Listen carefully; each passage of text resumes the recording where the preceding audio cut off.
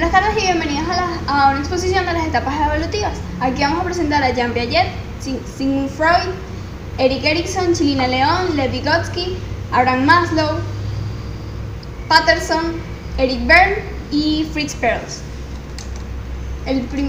Aquí están las biografías, como podemos notar. Jean Piaget fue un epistemólogo, psicólogo y biólogo suizo reconocido por sus aportes al estudio de la infancia y por su teoría constructivista del desarrollo de habilidades y la inteligencia.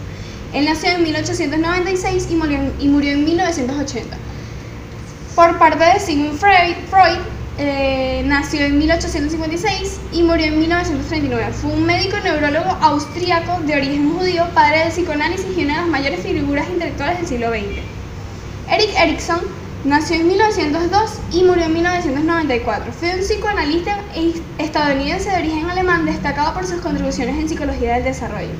Chilina León, psicóloga venezolana con maestría en desarrollo infantil y doctorado en psicología, jubilada de pregrado, activa en posgrado e investigador asociado al Centro de Investigación y Formación Humanística de la UCAM. Nació en 1946 y sigue vivo hasta el día de hoy. Lev Vygotsky fue un psicólogo ruso de origen judío, destacado teórico de la psicología del desarrollo y fundador de la psicología histórico-cultural. Nació en 1896 y murió en 1934. Abraham Maslow nació en 1908 y murió en 1970. Fue un psicólogo estadounidense fundador y exponente de la psicología humanista, basado en el psicoanálisis y el conductismo. De Patterson no se tiene realmente una información bastante concisa. Solamente se sabe que sus iniciales eran C.H. Patterson y eso es todo lo que se conoce de él. Eric Berne nació en 1910 y murió en 1970. Fue un médico psiquiatra y el fundador y creador inicial del análisis transaccional. Fritz Perls nació en 1893 y murió en 1970. Fue un médico especializado en neuropsiquiatría, psicoanalista y principal exponente de la terapia de la Gestalt. Jean Piaget. Jean Piaget fue el fundador de la teoría del desarrollo cognitivo. Jean Piaget tiene 4 estadios en total. El primer estadio se llama asimilación-acomodación, que va de los 0 a los 2 años de edad. El niño en esta etapa está muy pequeño como para entender y tener un análisis crítico a las cosas. Entonces, cada cosa que tú le vayas a decir a un niño no la va a entender del todo. Lo que se puede hacer es... estamos en una etapa en la que el niño ni siquiera sabe hablar, lo que hace es balbucear. La mamá lo que hace es asociar lo que el niño está balbuceando y tratar de entender qué es lo que quiere pedir. Que entonces, entonces eso sería agua. Entonces, es básicamente la parte de la asimilación. Por otro lado, tenemos la etapa preoperacional, que va de los 0 a los 7 años de edad. En esta etapa el niño empieza a tener un poquito más de criterio en las cuestiones del pensamiento crítico. Y por otro lado, empieza a utilizar el pensamiento simbólico. Aquí define su lateralidad, que sería básicamente definir si es zurdo o si es diestro. Y empieza a entender un poco más, en comparación al otro estadio. Si tú le decías a un niño que este color es el verde, si va a haber otro tipo de tono de verde, no lo va a entender. En cambio, ya en este momento ya empieza a asociar los colores y ya es mucho más fácil para él entender los colores y una infinidad de cosas más. Las operaciones concretas van de los 7 a los 11 años de edad. En este estadio se supone que el niño ya sabe que ya empieza a tener un pensamiento muchísimo más crítico, ya empieza el caso de la abstracción, que sería básicamente entenderlo con sus propias palabras y parafrasear cierto tipo de información que le den, y realmente no importa si el niño se queda en alguna de las etapas, es decir, no importa si el niño tiene una fijación en una de las etapas, de que todavía tenga problemas con la derecha y con la izquierda, a veces es lo de menos. Pero sin embargo hay que tener mucho cuidado si se ven en cosas extrañas, si se necesita ir a un psicólogo para entender qué es lo que le ocurre al niño. El cuarto estadio sería las operaciones formales. En este estadio se supone que el niño ya empieza a entender lo que significa esto de la identidad y empieza a tener un criterio propio mucho más crítico que en el de las otras etapas. Y aquí empieza a definir lo que él va a hacer y lo que quiere hacer. Entonces, este va desde los 11 años hasta la adolescencia y ya es a partir de todo, pues. Las operaciones formales van de los 11 hasta la adolescencia y en esta etapa es la que el niño empieza a definir qué es lo que quiere hacer, cuáles son sus gustos y qué va a hacer de su vida en un futuro. Lo que él trata es equilibrar las cosas que están bien y las cosas que están mal. Aquí empieza un poco más mucho más intensa la parte de la abstracción, porque obviamente está definiendo qué es lo que quiere ser. Por otro lado, empieza a comprender la idea de la causa y el efecto, de que si tú me pegas, yo te puedo pegar también. Entonces es un poquito más fácil de digerir para el niño porque ya tiene más conocimiento al respecto de todos los temas. Sigmund Freud es el que creó las etapas psicosexuales y en él trata de explicar durante 5 etapas a lo largo de la vida de una persona. Entonces, en la primera etapa va desde los 0 hasta los 18 años de vida. El niño tiene una fijación su objeto de satisfacción es la boca y podría tener una fijación en la succión canibalística, que en ese caso la madre tiene que estar pendiente porque podría simplemente el niño tener una fijación con morder a las personas o simplemente chupar muy fuerte cuando esté tomando teta de la madre. En la etapa anal, en esta etapa se produciría desde los 18 meses de vida hasta los 3 años de edad. Aquí es cuando empiezan a controlar el esfínter de la evacuación. Entonces podrían tener una fijación retentiva anal o expulsiva anal. Entonces está vinculado al placer y a la sexualidad. Y sería el inicio básicamente del niño en cuanto a la sexualidad. En la tercera, en la etapa fálica, es desde los 3 hasta los 6 años de vida. Y su zona erógena es asociada con la de los genitales. Se supone que en esta etapa es la más delicada porque los niños tienden a tener una fijación por el complejo de Edipo o el complejo de Electra, que sería la versión del complejo de Edipo en niñas. Freud trató de explicar que en una relación de familia el niño puede tener un apego emocional más fuerte por la madre que por el padre y ve al padre como si fuera un enemigo básicamente y ve como la madre como el logro de su vida. En el caso de las niñas tendrían el complejo de Electra. El complejo de Electra es básicamente lo mismo de los niños, solamente que ellos no consideran que su madre es el enemigo, pues ya vendrían teniendo una relación muy íntima con su madre, ya que fue la que las amamantó y su primer contacto con el mundo en general. Entonces lo que tienen es una fijación por sus padres.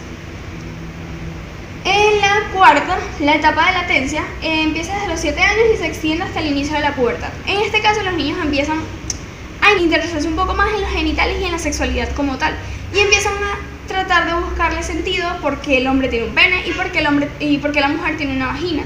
Entonces empiezan a hacerse muchas preguntas que se tienen que ir contestando a medida que va creciendo el niño, o si no pueden tener mucha morbosidad a lo largo de su vida. La última etapa es la etapa genital. La etapa genital aparece con la pubertad y se prolonga en adelante. Está relacionada con los cambios físicos que acompañan a la adolescencia. Y básicamente es lo que termina, porque es la última etapa en la que él se trató de explicar. Entonces, en esta etapa es que el individuo consigue su madurez sexual, tanto física como intelectualmente, y ya no tiene una fijación tan intensa por los genitales. Sigue teniendo muchas dudas, pero se las va respondiendo él solo o con ayuda de alguien más, mediante el crecimiento. Erik Erikson es el fundador de la teoría psicosocial. Él integró el análisis clínico y la antropología cultural combinando nuevos aspectos del desarrollo. Erik Erikson lo que trató de explicar es que él, mediante 8 estadios, podía reconciliar las fuerzas sintónicas y diatónicas, en las que pudo hacer en relieve las etapas psicosexuales de Freud. Es decir, lo que hizo fue como que un hincapié de lo que hizo Freud. Entonces, integró la dimensión social y el desarrollo psicosocial del individuo. Entonces, en el primer estadio que tenemos es el de autonomía versus vergüenza y duda, que va desde los 18 meses hasta los 3 años aproximadamente, al igual que los de Freud. En este es el que el niño empieza a preguntarse todo. Obviamente el niño no se sabe comunicar y trata de agarrar lo que puede y empieza a entender lo que significa el no y lo que es el sí, que son las palabras bases para todo. En iniciativa versus culpa. En esta etapa ya se supone que el niño ya debió haber quemado la etapa de aprender a dialogar y aprender a decir lo que quiere sin tener que balbucear tanto. Es decir, yo utilizaría palabras. Como digo, van desde los 3 hasta los 5 años, hasta los 5 años aproximadamente. Entonces lo que el niño busca hacer, lo que se trata de explicar aquí, es que el niño empieza a tener una iniciativa por saber las cosas, que por qué mi mamá me tiene que dar teta, porque el hombre hace esto, porque mi tía hace tal cosa, y se empieza a cuestionar muchas cosas. Y como también es la etapa de dejar el pañal, el niño también empieza a sentir culpa. Empieza a entender que cuando hace en el pañal huele mal y entonces le causa un tipo de vergüenza, no como el anterior, pero mucho más intenso. En la tercera, la obesidad versus inferioridad, va desde los 5 años hasta los 13 aproximadamente. El niño busca hacer las cosas más autónomamente. Él lo que quiere es independizarse un poco en las cuestiones de hacer cosas. Es decir, ya no quiero que mi mamá me siga haciendo la comida, quiero empezar yo a entender cómo se hace la comida y empieza a hacer como el principio de su independencia, básicamente. La búsqueda de identidad versus la difusión de identidad, que va desde los 13 años hasta los 21 años aproximadamente. Aquí se intensifica lo que se dijo en el estadio anterior, que el niño busca independizarse mucho más aún. Y lo que busca el niño es dejar de depender de alguien más y hacer las cosas por sí mismo, tanto ya sea las cosas en el hogar, de hacer comida, de lavar las sábanas, cosas así, hasta surgir por sí solo. Y aquí es donde surge la competencia sana, que es necesaria para el niño, y la frustración, que no es tan sana dependiendo de la forma en la que lo traten los padres. En la intimidad frente al aislamiento va desde los 21 hasta los 40 años aproximadamente. Aquí se supone que se consolida un poco más la libertad. Se supone que ya en esta etapa, el niño ya dejó de ser un niño y ya es un adulto hecho y derecho. Entonces se supone que aquí empieza a modificar la forma de relacionarse con el resto y ya no trata tanto de encajar como lo hacía en la adolescencia, sino que ya es así soy, así me tienes que aceptar. El siguiente es generatividad frente al estancamiento, que va desde los 40 hasta los 60 años aproximadamente. Aquí buscas sentirte necesitado, ya sea por el amor de tus hijos o por el amor de tus nietos. Entonces buscas que alguien te necesite, buscas ser el que llena el espacio vacío de alguien más, o en un mejor caso, que alguien te llene tu espacio vacío ya que te estás quedando solo, pues tus amigos se están muriendo. En la integridad frente a la desesperación va aproximadamente desde los 60 años hasta la muerte. Entonces aquí se intensifica más que nada esta cuestión que acabamos de decir, que tus amigos se están muriendo y te estás quedando solo, porque ya no solamente son tus amigos, sino que también son tus familiares, con las personas que creciste, con las personas que naciste y con las personas que te identificaste durante toda tu vida. Chilina León. Chilina León es la autora del modelo octagonal. Ella, mediante el modelo octagonal, integra el desarrollo infantil y lo trata de conceptualizar. En el desarrollo afectivo tenemos el logro de la seguridad, autonomía e identidad. Entonces ahí son las relaciones de 3 estadios del yo: el autoconcepto, el autoestima y la seguridad propia. En el desarrollo social interactúa con su entorno, es decir, ahí aprende a diferenciar cómo tratar a un adulto de cómo tratar a un niño pequeño de su misma edad. En el desarrollo moral aprende los valores y los internaliza para poder decir cómo se define él mismo como individuo. En el desarrollo del lenguaje disfruta comunicándose con los demás. Ahí más que nada empieza a practicar lo que ya había hecho en la interacción con su entorno, es decir, ya sabe las diferencias claras entre cómo tratar a un adulto y cómo tratar a un niño, pero ya empieza a entenderlo muchísimo mejor. Ahora, en las otras 4 fases que están por acá abajo, están los que se deberían estar evaluando en un colegio cuando el niño ya entra. Entonces, por ejemplo, en el desarrollo físico crece y madura. Entonces, es un proceso secuenciado de cambios en el crecimiento y en la maduración morfológico y intelectual. Entonces, en el desarrollo motor es que controla su cuerpo. En este caso adquiere las destrezas cada vez más complejas en la actividad del cuerpo y de sus movimientos a nivel locomotor. En el desarrollo sexual reconoce su género y ya empieza a entender lo que es la sexualidad y cuál es la diferencia entre el niño y la niña y cuáles son los deseos sexuales que tiene cada uno. En el desarrollo cognitivo es que descubre el mundo que lo rodea. En este caso empieza básicamente a tener los prejuicios, a tener su propio criterio y empieza a definir cómo es que él piensa por sí solo. Lev Vygotsky es el que propone la teoría del aprendizaje. En esta teoría, él lo que trata de decir es la realidad social contra la cultural. Él lo que quiere decir es trata de definir el desarrollo cognitivo mediante su entorno. Es decir, el niño crece y es el reflejo de lo que su entorno es, básicamente. La zona del desarrollo próximo es independiente y de apoyo. En esto no se etiquetan ni etapas ni periodos, pues el niño nace con las herramientas. Aprende por imitación, al verlo o por repetición, y madura las etapas mediante el crecimiento.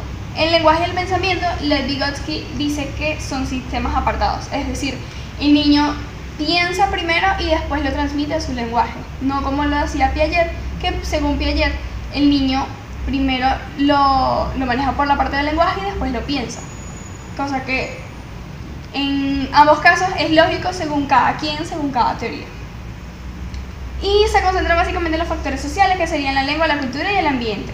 Por otra parte, las funciones mentales elementales son la atención, la sensación, la percepción y la memoria. Patterson es el de la teoría de coerción. Él no posee ni estadios ni periodos.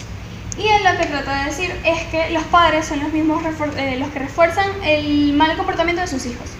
Si un niño te pide un helado en pleno centro comercial y tú se lo das para evitar una rabieta, o precisamente en plena rabieta se lo das, estás haciendo que el niño se comporte de mala manera en otros tipos de casos.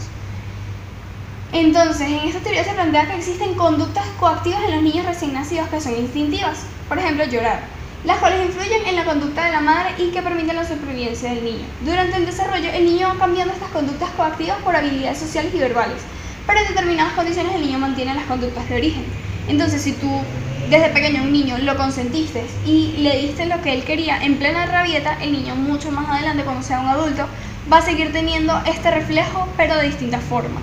Entonces, dependiendo del contexto, claro está. En Eric Berne, él es el autor del análisis transaccional. Este no posee ni estadios ni periodos, y debido a su naturaleza multicefática, se describe mejor como un enfoque integrativo.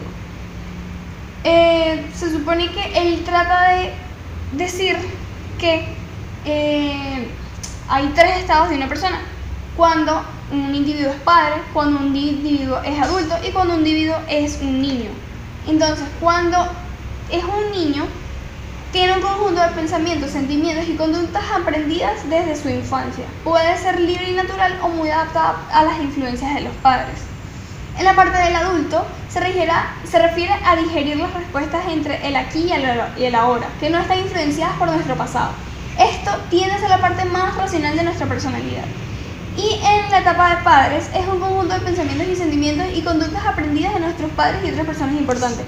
Esta parte de nuestra personalidad puede ser el apoyo o el criticón. El siguiente sería Fritz Perls, que es el autor de la terapia de la Gestalt. Esto, según Perls, es el conjunto definitivo de experiencias. Y el objeto principal de la teoría gestáltica es lograr que las personas se desenmascaren frente a los demás, y para conseguirlo tienen que arriesgarse a convertir sobre sí mismos lo que experimenten en el presente, tanto en la fantasía como en la realidad, en base a actividades y experimentos vivenciales.